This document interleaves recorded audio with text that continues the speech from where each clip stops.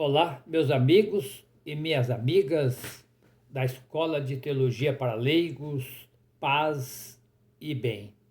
Que bom que nós estamos aqui mais uma vez, então, para nós, na realidade, a gente está terminando esse bloco aqui, né? Que é da introdução à pastoral. Depois, o próximo encontro, da próxima terça-feira, dia 11, então já vai ser a história de Israel. Muito bem, a gente estava conversando sobre a questão da pastoral popular. O que é a pastoral popular? Temos a pastoral litúrgica, a pastoral eclesiológica, que é dentro da igreja. Tudo é importante na igreja. É um conjunto de trabalhos de mulheres e homens trabalhando para o reino de Deus.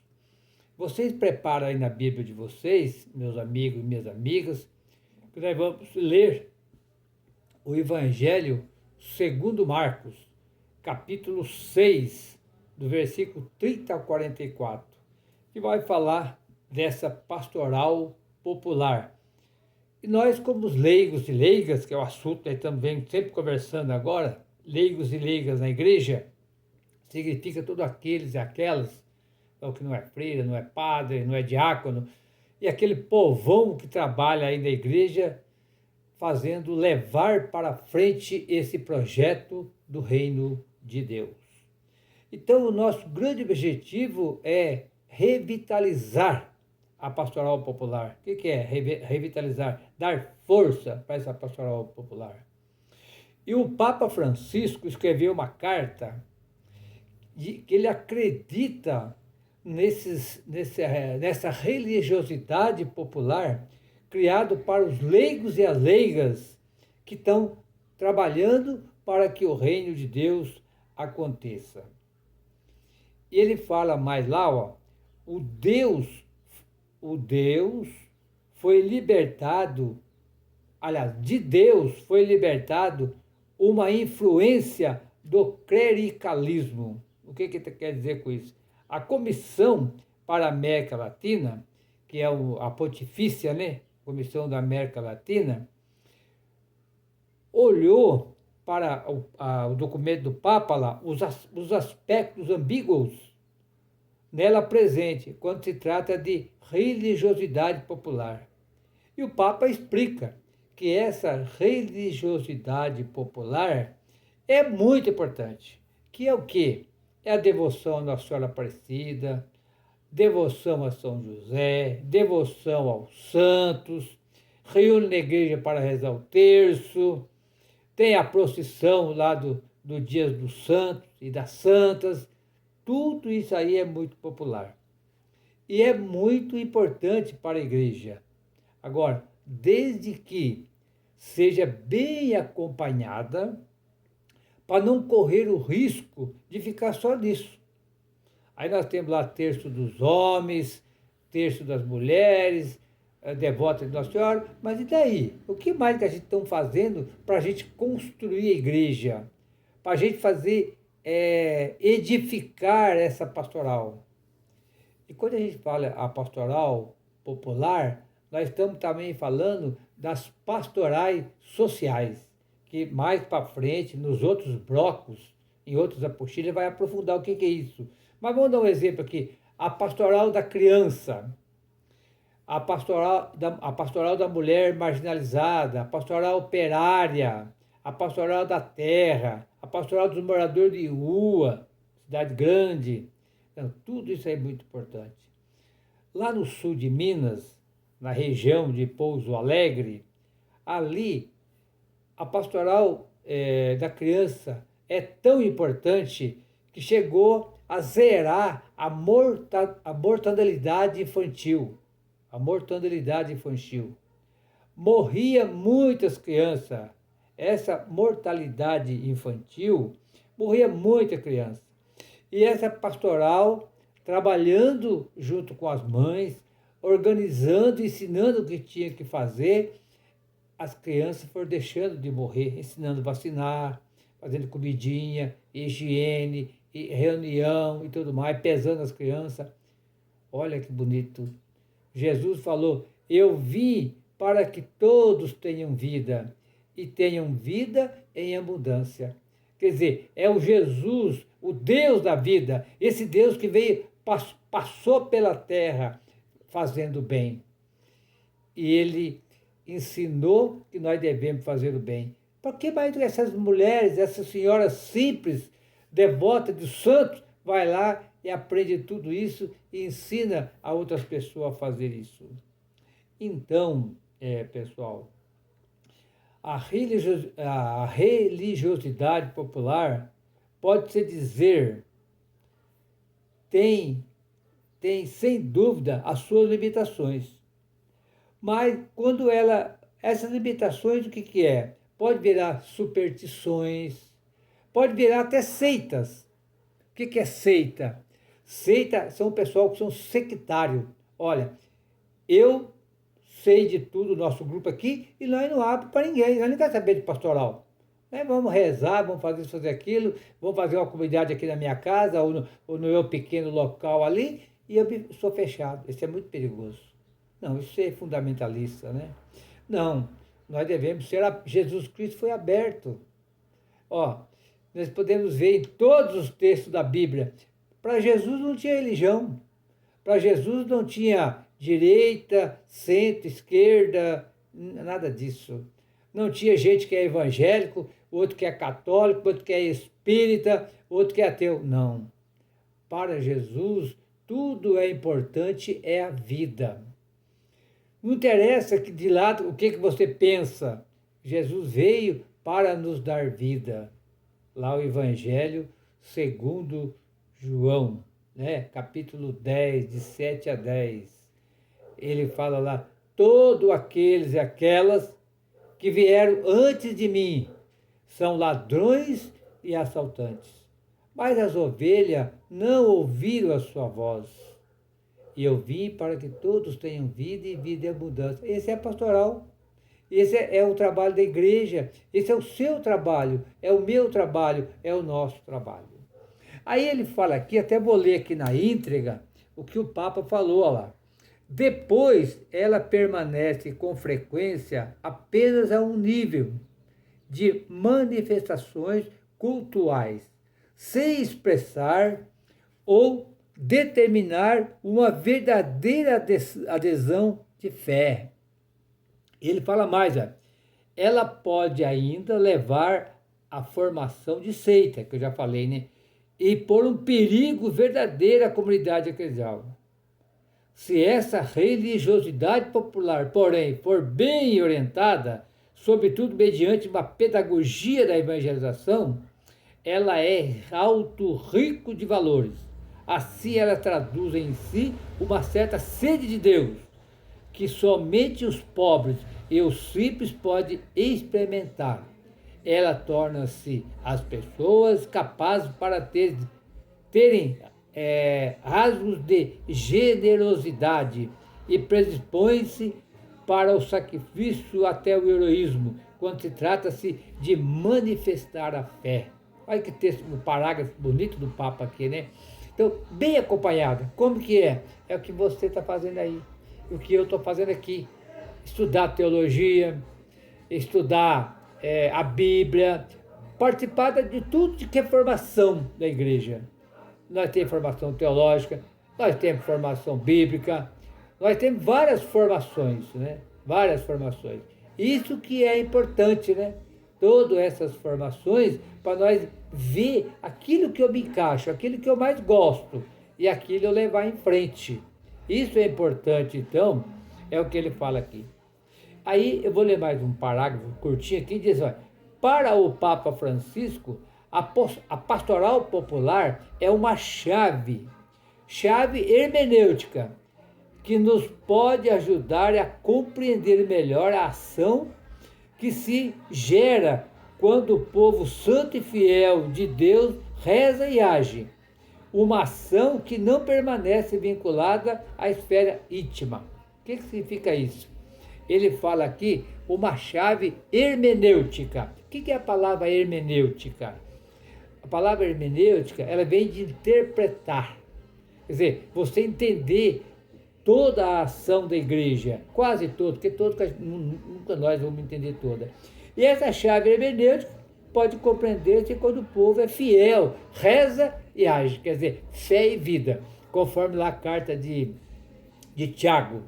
Não adianta nada você ter fé e não ter obras. Tiago 2, né? Capítulo 2, do 14 a 26. Quer dizer, eu e você, temos que ter ação, levar essa prática da força da fé e tudo mais do que isso.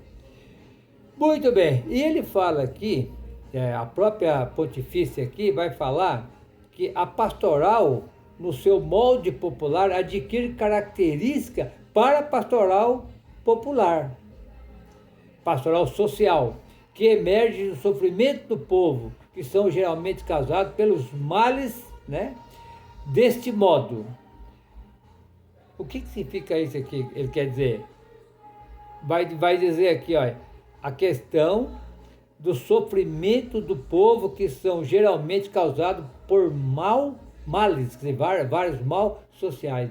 Olha, a mulher marginalizada, o menor abandonado, o desemprego, o pessoal que não tem terra para trabalhar, aquele pessoal pobre que não sabe cuidar das crianças. E tudo isso aí vai fazer com que as pessoas aprendam a cuidar da igreja e das pastorais. Tudo isso aí é importante. E ele fala aqui, olha lá, que os resgate da religiosidade popular como modo de expressão, e especialmente laical, mostra-se oportuno para revitalizar a pastoral popular como forma de participação laical na missão da igreja e na sociedade. Laical quer dizer os leigos e as leigas, né? Quer dizer, então, esta pastoral popular, eu e você e eu e todos nós, eu sei que muitos pessoal estão trabalhando nessas pastorais. Pastoral litúrgica, catequética, pastoral da liturgia, pastoral da saúde, pastoral da escuta e muitas outras pastorais. Todas essas pastorais levam a Deus. Aí você reza o terço, tem o terço dos homens, o terço das mulheres, mas tem um trabalho pastoral. Eu também sou devoto da Senhora Aparecida, devoto de outro santo, mas isso nos leva a fazer um trabalho pastoral. Então, por isso que você está aí, meu irmão, do outro lado, e eu estou aqui, para nós revitalizar, edificar a nossa igreja. A importante de tudo isso que a gente está falando aqui, a gente vai cada vez mais crescendo e vai crescendo a nossa igreja, cada vez mais ela vai nos construindo esse projeto. E eu vou ler mais um parágrafo aqui, que ele vai falar aqui sobre a projeção para além do ano do laicato. O que é o ano do laicato? Só para quem às vezes não está acompanhando e está vendo só esse vídeo agora, a Igreja Católica teve um ano dedicado aos leigos e leigas, que são todos vocês que não são padres, que não são freiras, que não são diáconos. Esse pessoal, leigos e leigas que trabalham na igreja, foi um ano dedicado para eles, que foi o ano de 2016, olha lá.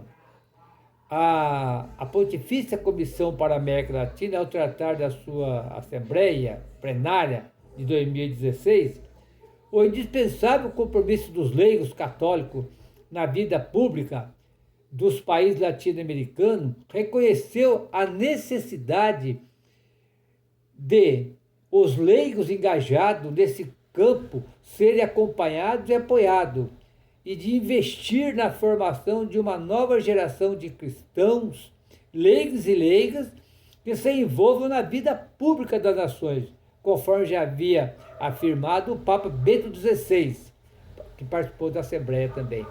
Olha, pessoal, aqui está falando que nós, leigos e leigos, também somos convidados, se você tem vocação, para ser vereadora, para ser vereador, deputado, deputada, prefeito, governador, Todos esses são os leigos que estão lá e tem poder de decisão para que todo o povo tenha vida e vida em abundância. Um governador não tem uma força muito grande? Um deputado, um vereador, o prefeito é aquele que tem a política na mão para fazer uma bela gestão no seu município. E o vereador colaborar com o prefeito, ajudar ou criticar naquele que não está certo. Essa é a vida pública. O padre não pode ser candidato a prefeito, e nem nenhum cargo político, nem o bispo, nem o diácono.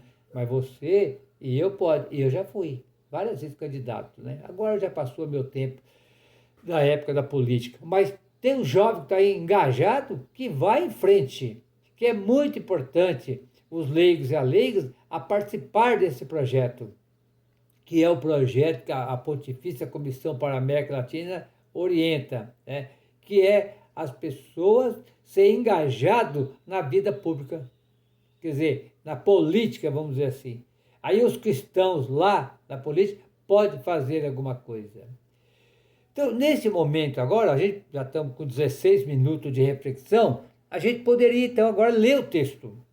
Então você está com a sua Bíblia na mão aí, nós vamos ler o texto de Marcos,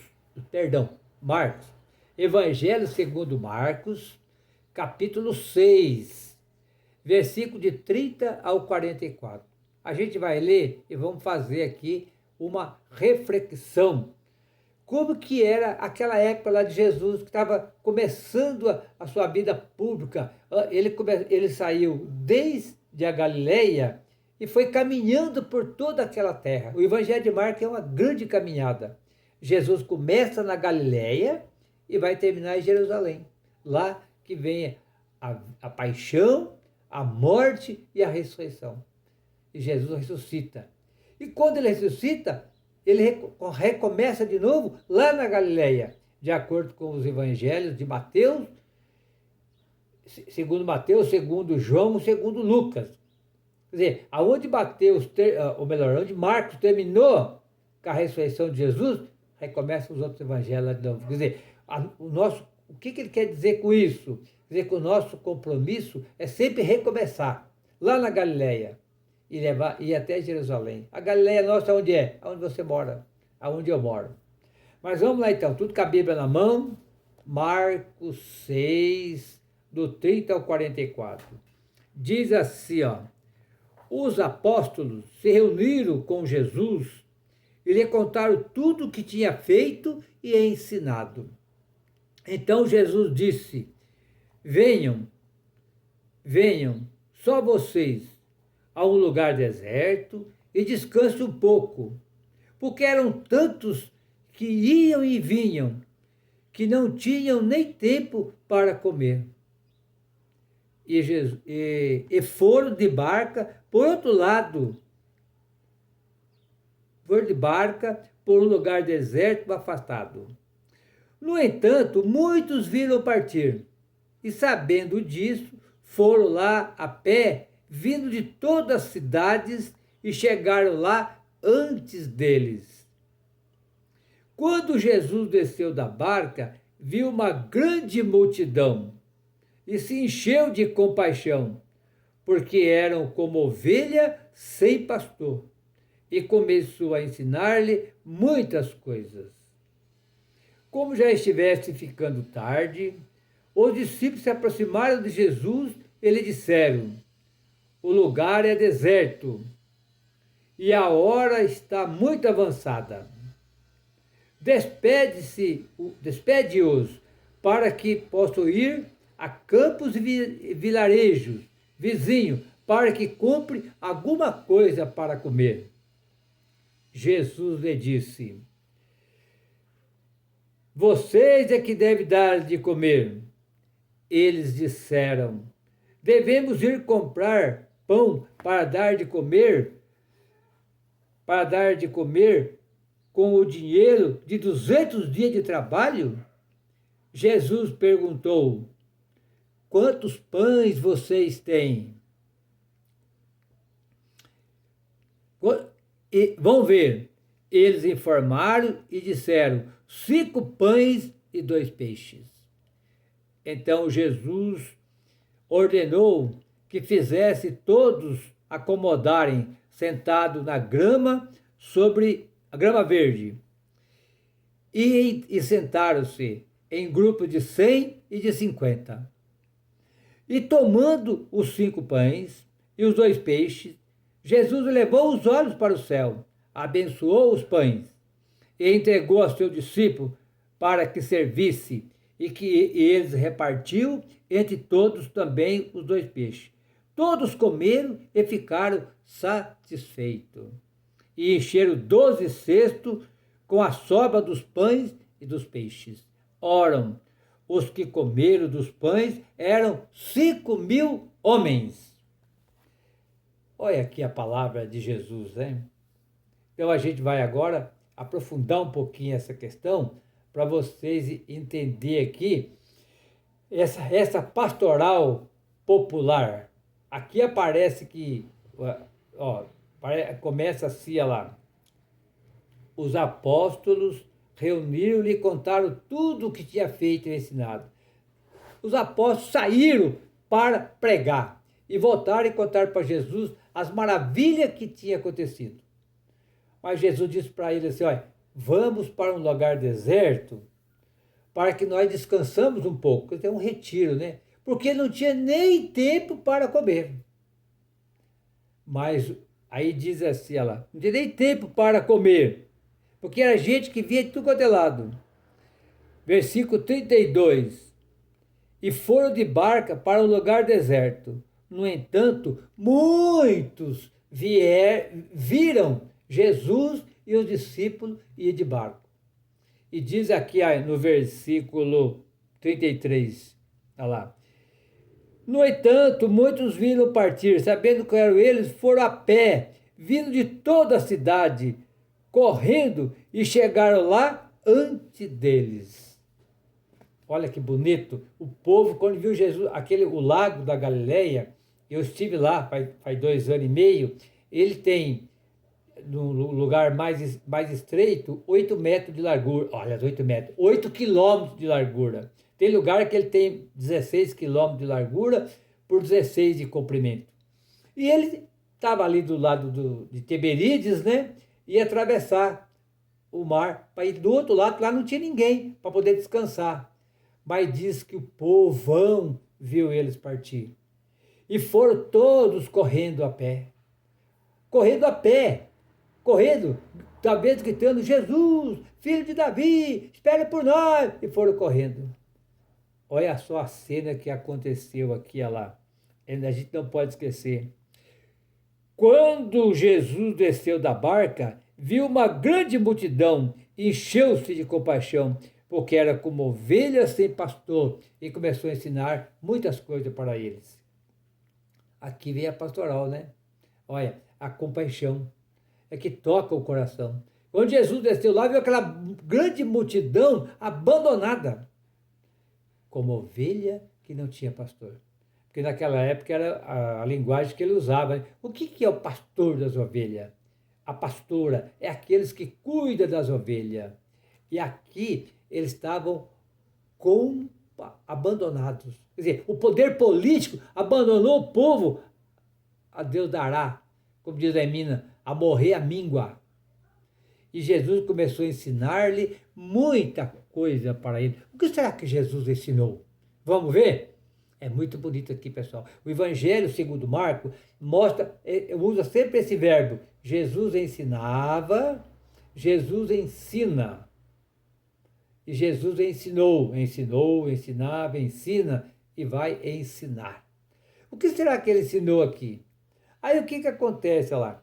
Quando ele ficou com muita compaixão, no lugar aí muito compaixão, né, que diz aqui, aí ele começou a ensinar muita coisa para eles. Aí começou o discurso para ensinar. Versículo 35. Como estava ficando tarde, os discípulos ficou preocupados. Disse, Jesus, aqui é um lugar deserto. E está ficando tarde, e esse povo não tem nada para comer. Vamos despedir esse povo para que ele vá comprar alguma coisa nos vilarejos, Ou hoje em dia, eu podia dizer assim, vai lá na lanchonete, no armazém, a padaria comprar pão, um lanchinho para comer. Não tem nada para comer aqui. Olha a resposta, olha o primeiro ensinamento. Está no versículo 37 que Jesus dá para eles, olha lá. Vocês é que devem dar-lhe de comer. Quer dizer, você, eu, deve dar de comer. Jesus falou para eles. O que é isso?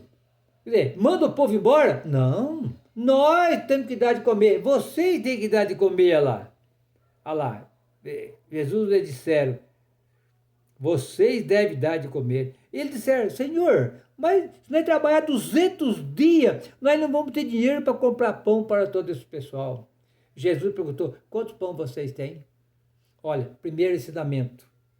Vocês têm que dar de comer. Nós temos que seguir a pastoral. Nós temos que organizar a pastoral. Não é esperar o padre, não é esperar o bispo. Daí chegar lá com muito carinho, junto com o padre, trabalhar em comunhão com o padre. Comunhão com a comunidade, com a paróquia. E vão propor alguma coisa para melhorar a vida do povo. Aqui no caso era pão, que não tinha. Vocês vão dar de comer. Ensinamento, responsabilidade. Mas não vou trabalhar 200 dias. Quantos pão vocês têm? Vão ver. Segundo ensinamento, olhar a realidade. Terceiro ensinamento, eles informaram, temos 5 pães e 2 peixes. Então Jesus ordenou que o povo sentasse-se em grupo na grama, grupo de 150, olha lá. Então, aqui primeiro, o segundo ensinamento, olhar a realidade. Terceiro ensinamento, sentar na grama em grupos, quer dizer que ninguém faz nada sozinho. Eu não vou fazer a pastoral sozinho, você não vai. Nós temos que ter um grupo para fazer a pastoral, chamar pessoas, fazer reunião, ler a Bíblia, rezar para nós entender. Vamos lá nós fazer isso aqui, sentar em grupo. Aí tomou o pão, rezou e abençoou. E entregou ao discípulo que fosse repartindo para o pessoal. Então, quarto ensinamento, quer dizer, partilha, rezar e oração. E depois todo mundo comeu e ficou satisfeito. Aí vem aqui o quinto ensinamento. Quer dizer, eu vou recapitular tudo. O quinto ensinamento. Encheram-se 12 cestos com os pães que sobrou. Quer dizer, não desperdiçar nada. Olha que bonito. Então vamos recapitular o texto? Vocês devem dar de comer. Olha, a responsabilidade é sua, minha. Mas aonde vai ter pão, né? Não tem dinheiro. Vai ver se tem ou não. Olhar a realidade. Depois organizar em grupos, que ninguém faz nada sozinho. Depois a partilha. A melhor oração é a partilha aqui. Quer dizer, rezar e partilhar. E o quinto, não desperdiçar nada. 5 ensinamentos nesse pequenininho pedaço. E no final termina assim, o que comeram eram 5.000 homens. E o Evangelho segundo Mateus, que é esse mesmo paralelo, disse 5.000 homens, não contando mulheres e crianças. Quer dizer, se fosse multiplicar aqui, somar mais mulher e crianças, ia dar 15.000. E todo mundo comeu e ficou satisfeito. Olha que bonito. Isso é pastoral. Então, como que nós vamos revitalizar esta pastoral? Aí, diz aqui, olha, na nossa conclusão, que tudo isso a gente vai fazer, é fazendo o que vocês estão fazendo, e eu estou fazendo. O curso de teologia, é o estudo da Bíblia, participando da igreja, rezando, indo na missa, e Deus nos dá força para que nós tenhamos essa coragem de viver essa pastoral. Aí vocês podem perguntar assim, mas aonde está o milagre aqui? Porque esse evangelho, que é chamado também o milagre dos pães, o milagre aqui está em tudo. Ó, Jesus sentiu-se compaixão. Jesus deu força para eles mudar de ideia. Jesus ensinou a partilha. Quer dizer, tudo aqui nesse cenário está a ação de Deus. Tudo isso aqui é um milagre. Mas rapidinho para nós encerrar. O que significa a palavra milagre? Eu vou até ler aqui para nós terminar, que já está 1 minuto só para terminar. A palavra milagre a palavra milagre vem de partilha. A palavra milagre significa admirar. Uma coisa, um prodígio muito importante para nós. Então, meus irmãos e minhas irmãs, vão ficando por aqui nessa última aula. O Edmundo vai gravar também a parte dele, vocês vão acompanhar. É sempre 2 encontros, né? Meu e dele, a gente trabalha junto. Vai dar 1 hora de estudo para vocês entenderem o que é essa pastoral, a vitalidade. Então, vamos ficando por aqui com essa grande partilha. O Senhor esteja conosco, Ele está no meio de nós. E que o Senhor nos abençoe. Em nome do Pai, do Filho e do Espírito Santo. Amém. Até a próxima, se Deus quiser.